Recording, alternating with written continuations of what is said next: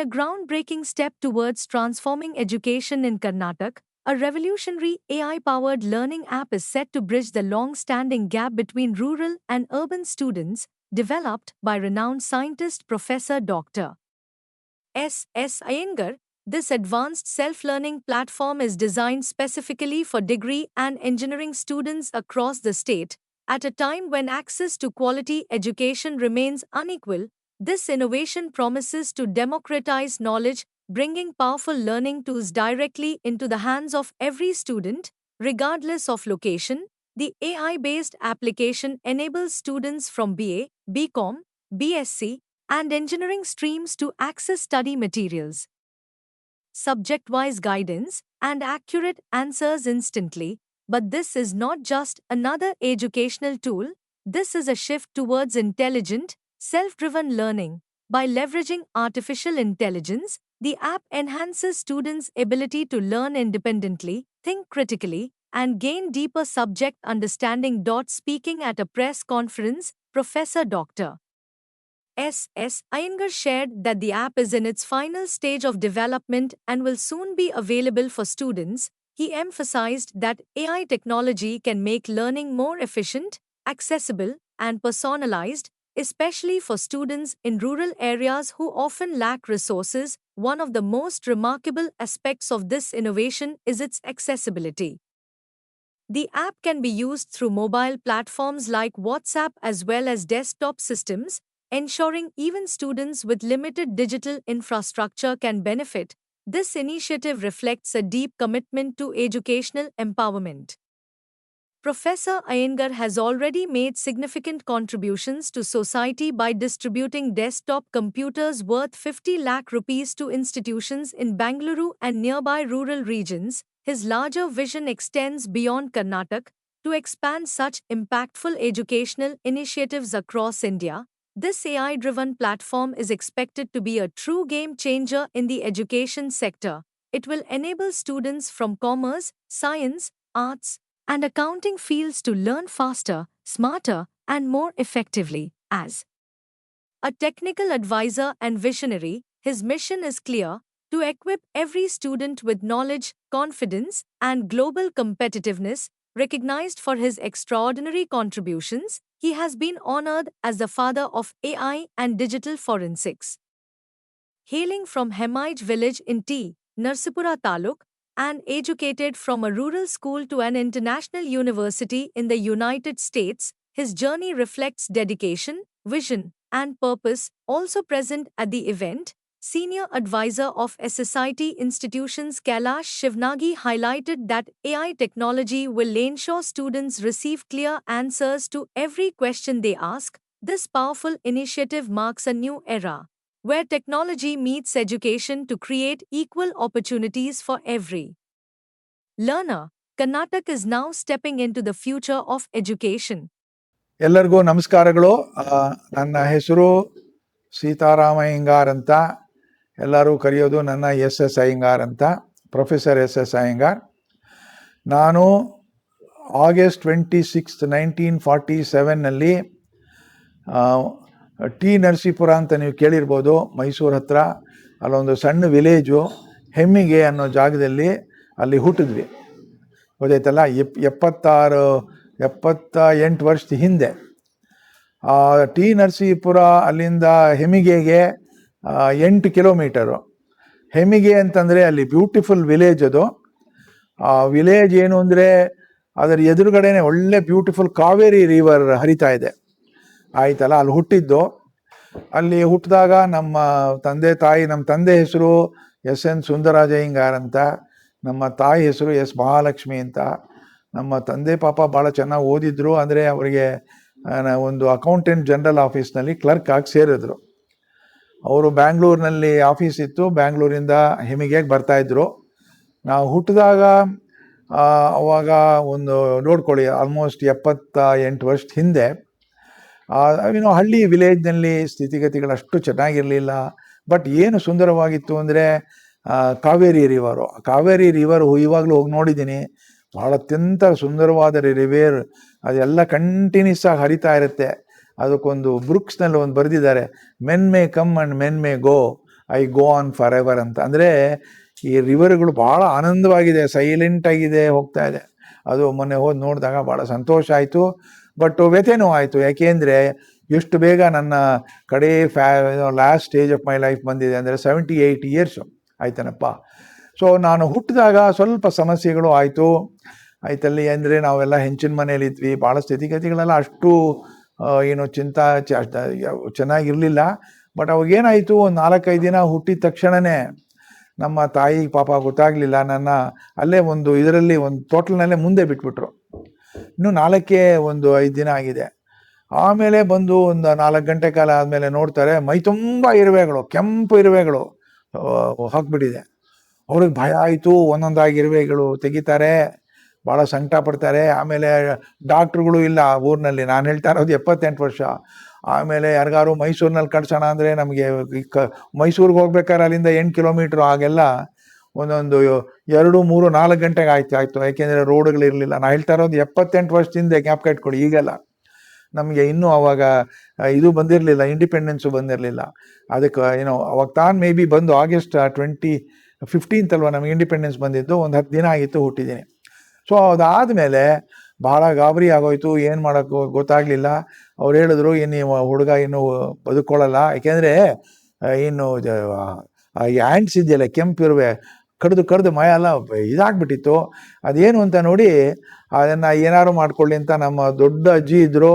ಅವರು ಅಲ್ಲೇ ಬಿಟ್ಬಿಡಪ್ಪ, ಇನ್ನೇನು ಮಾಡೋಕ್ಕಾಗಲ್ಲ, ಇವನು ಉಳಿಯಲ್ಲ, 4-5 ದಿನ ಆಯಿತು ಅಷ್ಟೇ ಅಂಥೇಳಿ ಔಟ್ಸೈಡ್ ಇಟ್ಬಿಟ್ರು.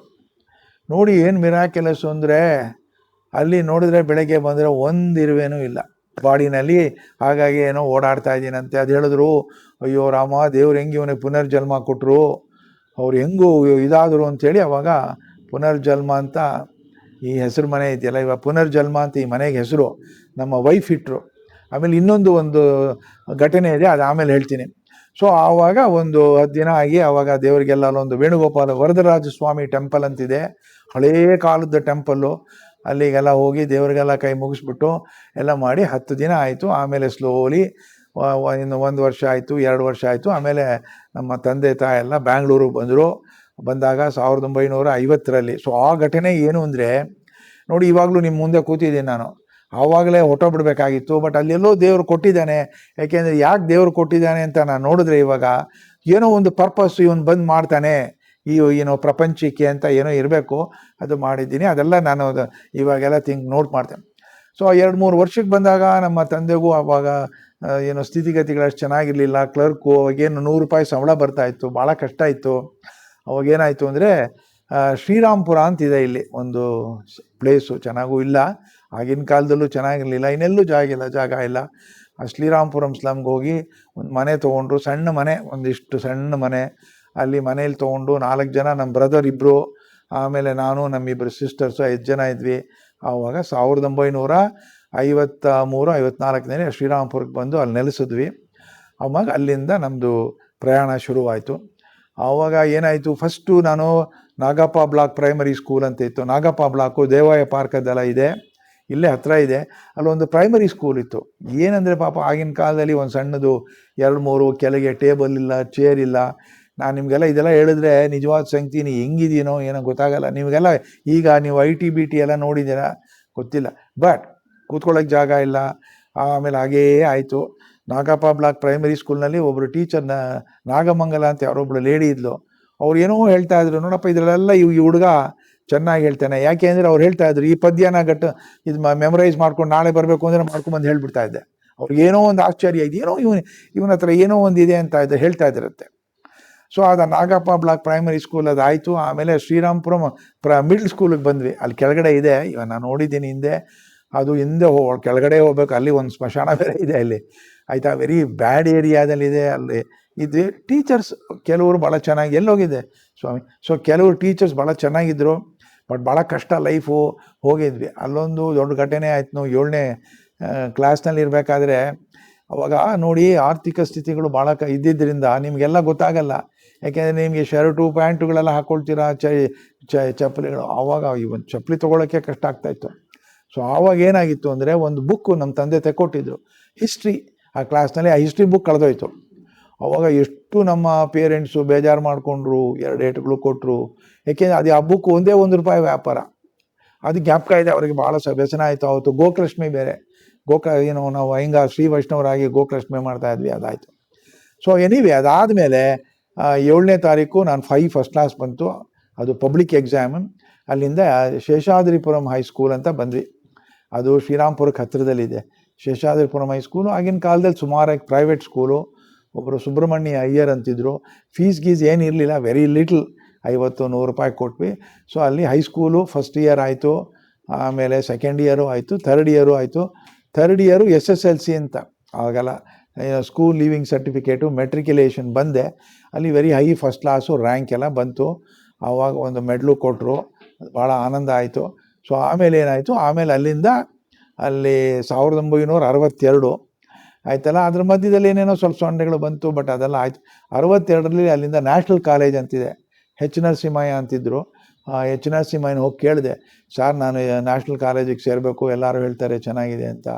ಅದು ಆಗ್ಲಪ್ಪ ಬಾ ಅಂತ ಹೇಳಿದ್ರು. ಅವಾಗ ತಾನು ಅಮೇರಿಕಾಗೆ ಹೋಗ್ಬಿಟ್ಟು ಬಂದಿದ್ದರು ಅವರು, ಒಹಾಯೋ ಸ್ಟೇಟ್ ಯೂನಿವರ್ಸಿಟಿಯಲ್ಲಿ. ಬಂದಾಗ ಹೇಳಿದ್ರು, ನೋಡಪ್ಪ ಇಲ್ಲಿ ಒಂದು ನಾವು ಇದೆಲ್ಲ ಚಾರ್ಜ್ ಮಾಡಲ್ಲ, ₹150 ಕೊಡಬೇಕು ಅಂದರು. ₹150 ಕೊಡೋಕ್ಕೆ ದುಡ್ಡಿಲ್ಲ, ಕಷ್ಟ ಆಯ್ತಲ್ಲ, ಏನಿಲ್ಲ, ಇದು ಮಾವಿನಕಾಯಿ ಬಿದ್ದಿದೆ ಮೇಲ್ಗಡೆ. ಸೊ ₹150 ಸ್ವಲ್ಪ ನಾನು ಹೇಳಿದೆ, ನೋಡಿ ಸಾರ್ ಅಂತ, ಭಾಳ ಕಷ್ಟ ಇದೆ, ಏನು ಮಾಡೋಕ್ಕಾಗಲ್ಲ ಅಂದೆ. ಇಲ್ಲಪ್ಪ ಅವು ಭಾಳ ಒಳ್ಳೆಯವರು H. ನರಸಿಂಹ, ಸರಿ ₹75 ತಂದು ಕೊಡಪ್ಪ ಅಂಥೇಳಿ ಹಾಫ್ ಫ್ರೀ ಶಿಪ್ ಏನೋ ಕೊಟ್ಟರು. ಅಲ್ಲಾಯಿತು ಪ್ರೀ ಯೂನಿವರ್ಸಿಟಿ ಅಂತ. ಅವಾಗ ಆ ಪ್ರೀ ಯೂನಿವರ್ಸಿಟಿ ಚೆನ್ನಾಗಿ ಮಾಡಿದೆ. ಆವಾಗ ದೇವರಲ್ಲಿಂದ ಒಂದು ದರ್ಶನ ತೋರಿಸ್ದ. ಪ್ರೀ ಯೂನಿವರ್ಸಿಟಿ ಮಾಡಿದ್ಮೇಲೆ ನೆಕ್ಸ್ಟು ನಾವು ಮೆಡಿಕಲ್ ಕಾಲೇಜಿಗೆ ಸೇರಬೇಕು ಅಥವಾ ಇಂಜಿನಿಯರಿಂಗ್ ಕಾಲೇಜ್ ಸೇರಬೇಕು ಆಯ್ತಲ್ಲ. ಅವಾಗ ಇದ್ದಿದ್ದೆ 4 ಇಂಜಿನಿಯರಿಂಗ್ ಕಾಲೇಜು. ಈ KR ಸರ್ಕಲ್ ಹತ್ರ ಇದೆಯಲ್ಲ, government engineering college, BMS college ಅಂತಿತ್ತು, ದಾವಣಗೆರೆನಲ್ಲಿ ಒಂದಿತ್ತು, ಹಾಸನದಲ್ಲಿ ಹೊತ್ತಿತ್ತು, 4 ಕಾಲೇಜು. ಅದರೊಳಗೆ ಕಾಂಪಿಟೇಷನು. UVC ಬೆಸ್ಟ್ ಕಾಲೇಜ್ ಅವಾಗ, ಅಲ್ಲಿ ಸಿಗೋದೇ ಸಿಗ್ತಾ ಇರಲಿಲ್ಲ. ಸೊ ನನಗೆ ಸಿಕ್ತು. ಸೊ ಮೆಕ್ಯಾನಿಕಲ್ ಇಂಜಿನಿಯರಿಂಗು ಅದು ಭಾಳ ಡಿಫಿಕಲ್ಟ್ ಬ್ರ್ಯಾಂಚು ಸಿಕ್ತು. ಅಲ್ಲಿಂದ ಸಿಕ್ಕಿದ ಮೇಲೆ ಅಲ್ಲಿ BR ನಾರಾಯಣಯ್ಯಂಗಾರ್ ಅಂತ ಫಸ್ಟ್ ಇಯರು ಶುರು ಮಾಡಿದೆ. ಅವಾಗ 5 ವರ್ಷ ಮಾಡಬೇಕು ಇಂಜಿನಿಯರಿಂಗ್ ಕಾಲೇಜ್ ಡಿಗ್ರಿಗೆ. ಫಸ್ಟ್ ಇಯರ್ ಆಯಿತು. ಆ ಫಸ್ಟ್ ಇಯರ್ನಲ್ಲಿ ಕಡೆಯಲ್ಲಿ ₹365 ಫೀಸ್ ಕಟ್ಟಬೇಕು. ಅಲ್ಲಿ ಏನಾಗಿದೆ, ಆ ಫೀಸ್ ಕಟ್ಟಬೇಕಾದ್ರೆ ಒಳ್ಳೆ ಒಂದು ಘಟನೆ ನಡೀತು. ಅಲ್ಲಿ ಮೆರಿಟ್ ಕಮ್ ಮೀನ್ ಸ್ಕಾಲರ್ಶಿಪ್ ಅಂತ ಕೊಡ್ತಾರೆ. ₹1200 ಸ್ಕಾಲರ್ಶಿಪ್ ಪ್ರತಿ ವರ್ಷ ಮೆರಿಟೆಡ್ ಸ್ಟೂಡೆಂಟ್ಸ್ಗೆ. I was A merited student also. ಅಲ್ಲಿ ಬೋರ್ಡ್ ಮೇಲೆ ಅನೌನ್ಸ್ ಮಾಡಿದ್ರು, ಯಾರ್ಯಾರು ಅಪ್ಲೈ ಮಾಡಬೇಕಾದ್ರೂ ಅಪ್ಲೈ ಮಾಡಿ ಅಂತ. ಈ ಮೆರಿಟ್ ಸ್ಕಾಲರ್ಶಿಪ್ಗೆ ನಾನು ನೋಡಲಿಲ್ಲ. ಅಲ್ಲೇನಾಯಿತು, ನನ್ನ ಫ್ರೆಂಡ್ ಇನ್ನೊಬ್ಬ ಶೇಷಾದ್ರಿ ಅಂತಿದ್ದ, ಅವನೇನು ಮಾಡ್ದ, ಅವನು ಹಾಕ್ದ, ನನಗೆ ಹೇಳಲೇ ಇಲ್ಲ. ಆಮೇಲೆ ವಿತಿನ್ ಅಬೌಟ್ 1 ಮಂತ್ ಏನೋ ಅನೌನ್ಸ್ ಮಾಡಿದ್ರು, ಎಲ್ಲ 10 ಜನ ಕೊಟ್ಟಿದ್ದಾರೆ ಮೆರಿಟ್ ಸ್ಕಾಲರ್ಶಿಪ್ಪು. ನಾನು ಹೋಗಿ ನೋಡ್ತೀನಿ, ನನ್ನ ಹೆಸರಿಲ್ಲ. ಏನಪ್ಪ ಇದು ಕೇಳಿದೆ ಶೇಷಾದ್ರಿ, ಅವನ ಹೆಸರಿದೆ, ನನಗೆ ಯಾಕಪ್ಪ ಹೇಳಲಿಲ್ಲ ಅಂದರೆ, ನೀನೇ ನೋಡಬೇಕಾಗಿತ್ತು ಅಂತ. ಓಹೋ, ಏನಾಯ್ತಾರ ಈ ಥರ ಆಗೋಯ್ತು ಅಂತ ಹೇಳಿ, ಇರಲಿ ಅಂಥೇಳಿ ಅಲ್ಲಿ ನೋಡಿ ಒಬ್ಬರು ದೇವ್ರ ಥರ ನಂಜುಂಡಪ್ಪ ಅಂತಿದ್ರು, ಕ್ಲರ್ಕು, ಅಕೌಂಟೆಂಟು. ಅವ್ರಿಗೋಗಿ ಹೇಳಿಕೊಂಡೆ, ಸಾರ್ ನೋಡಿ ಈ ಥರ ನನಗೆ ಸ್ಕಾಲರ್ಶಿಪ್ ಹಾಕಲಿಲ್ಲ.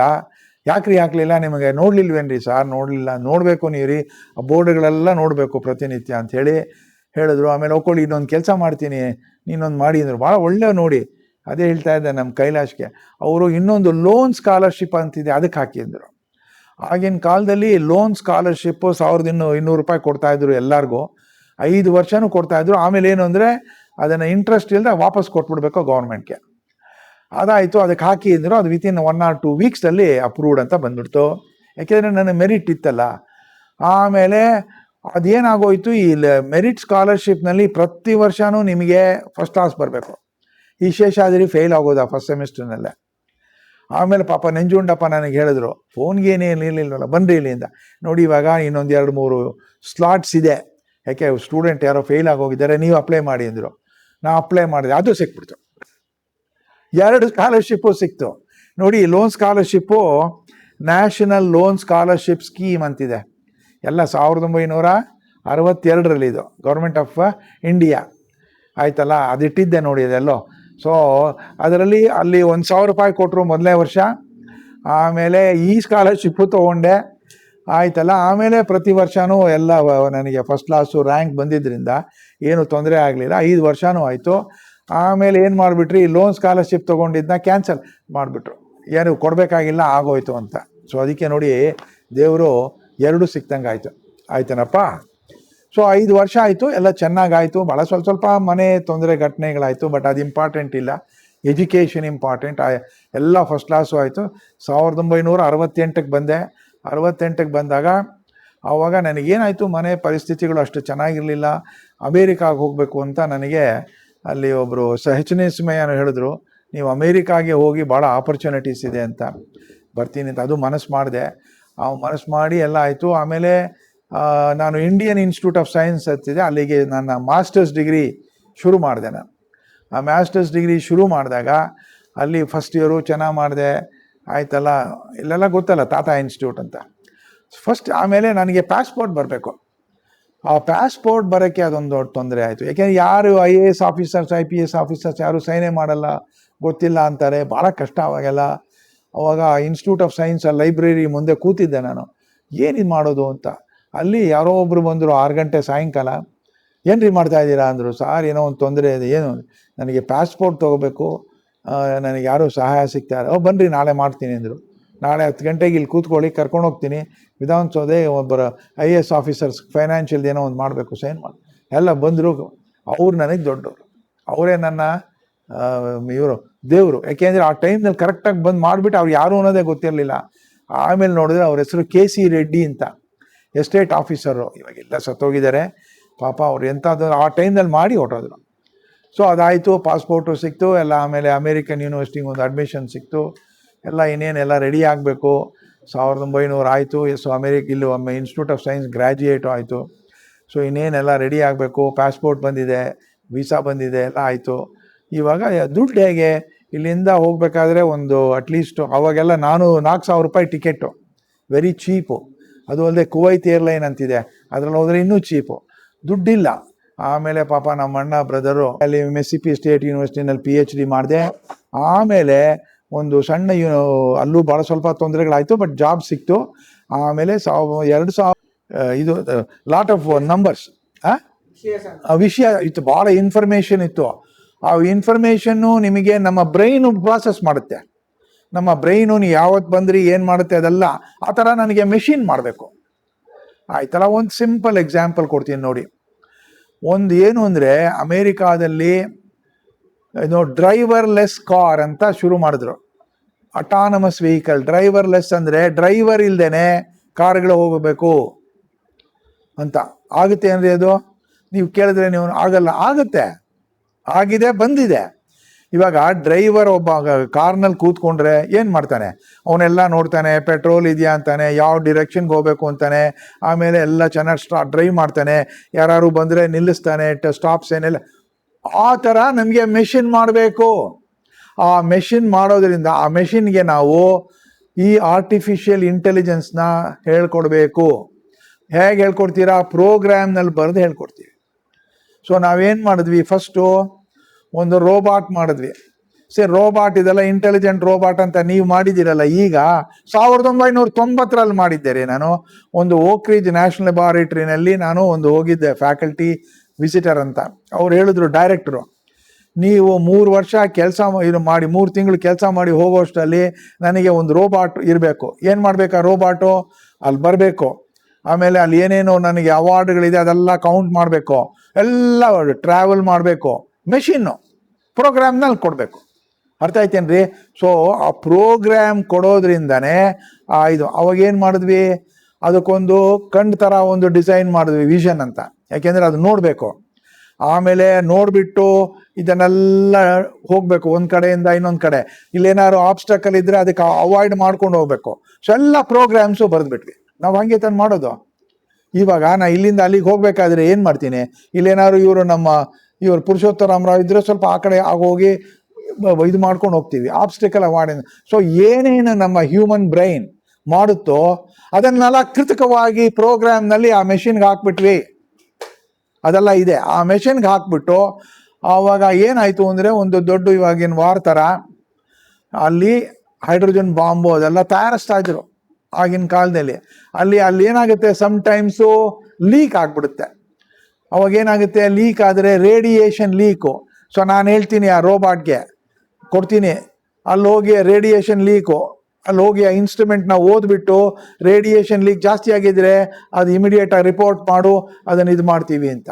ಅರ್ಥ ಆಯ್ತಾನೆ ಹೇಳೋದು? ಅದನ್ನು ಮೆಷಿನ್ ಮಾಡುತ್ತೆ.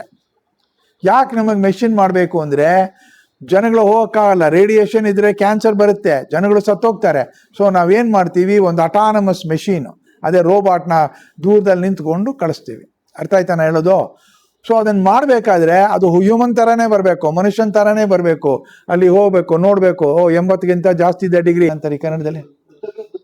ಆ ಕೃತಕ ಬುದ್ಧಿವಂತಿಕೆ ಅದನ್ನು ಹೇಗೆ ಮಾಡೋದು ಅಂತ. ಏನು ಅರ್ಥ ಆರ್ಟಿಫಿಷಿಯಲ್ ಇಂಟೆಲಿಜೆನ್ಸ್ ಅಂದರೆ, ನಾವು how do you simulate and mimic human brain. Human brain ಇದೆ, ಆ ಹ್ಯೂಮನ್ ಬ್ರೈನ್ನ ಈ ಆರ್ಟಿಫಿಷಿಯಲ್ ಇಂಟೆಲಿಜೆನ್ಸ್ನಲ್ಲಿ ಹೇಗೆ ನೀವು ಕೋಡ್ ಮಾಡಿ ಮಿಮಿಕ್ ಮಾಡ್ತೀರಾ ಅಂತ ಹೇಳಿ ನಾನು ಕಂಡಿಡಿದೆ. ಇವಾಗ ನೀವು ನೋಡಿ, ಪ್ರತಿಯೊಂದು ನೀವು ಏನೇನು ಮಾಡ್ತೀರಾ ನಿಮ್ಮ ಬ್ರೈನ್ನಲ್ಲಿ, ಅದೆಲ್ಲ ನಿಮ್ಗೆ ಹೇಳ್ಕೊಟ್ಟಿರೋದು ನಿಮ್ಮ ತಂದೆ ಹೇಳ್ಕೊಟ್ಟಿರ್ತಾರೆ, ನಿಮ್ಮ ಫ್ಯಾಮಿಲಿ ಹೇಳ್ಕೊಟ್ಟಿರ್ತಾರೆ.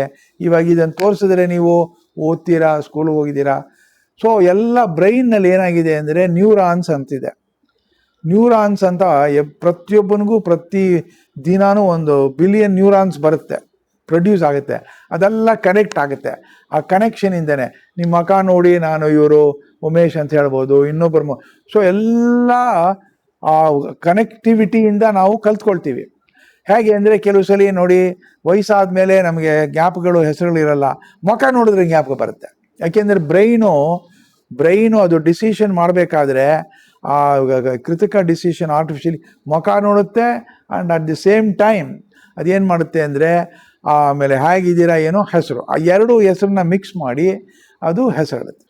ಆಯಿತಾ? ಸೊ ಆ ಐಡಿಯಾ ತಗೊಂಡು ಈಗ 2015ರಲ್ಲಿ ಕ್ಯಾಲಿಫೋರ್ನಿಯಾದಲ್ಲಿ ಡ್ರೈವರ್ಲೆಸ್ ಕಾರ್ ಮಾಡಿಬಿಟ್ರು. ಗೊತ್ತಾಯ್ತೇನ್ರಿ?